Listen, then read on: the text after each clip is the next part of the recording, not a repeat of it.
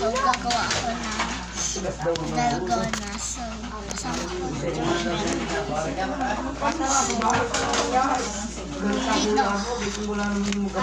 aanahin lang ito. Kailan kami ang pupunta ng Jollibee?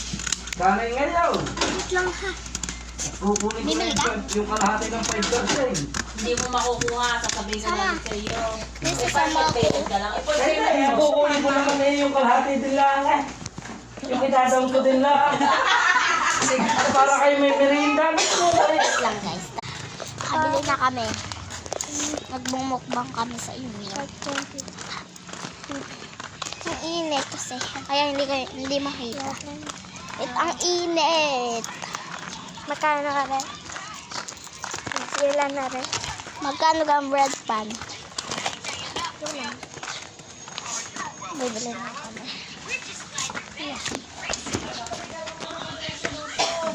Mama, wala. hinihingi ngayon ni Sir, di ba? Isang taon. Na-umorg na daw silang chocolate. Tapos ano pa? Wala na daw silang chocolate. Ating... Wala na. Gusto ko mag-chat Cloud9. Cloud9? Yes.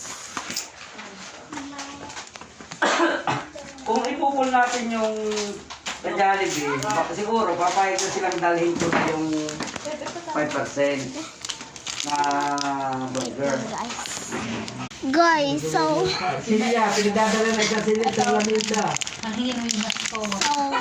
titignan natin kung mag-part 2 to paggawa ng dalgona candy. Binata. Mahirap yan. Okay na ganyan. Okay pa, kainin pa. Nag-sirap tapos siya din ang nag-react ng sa kanyang life. Baka napinto. Saan na rin? Hindi na lang ako sa lumis. Tagal na muna. Tagal na ako. Ay, tapos yung pala, ang suggestion ko, kung ba may mga dadating na rapol, pag numberings natin ay per 60 na, para apat na sityo pa ulo. Kasi po, hindi yung dire-diretso yung ano.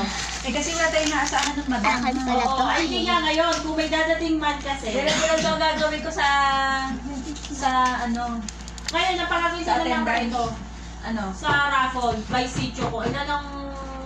Kung ilan ang member, yun na number eh.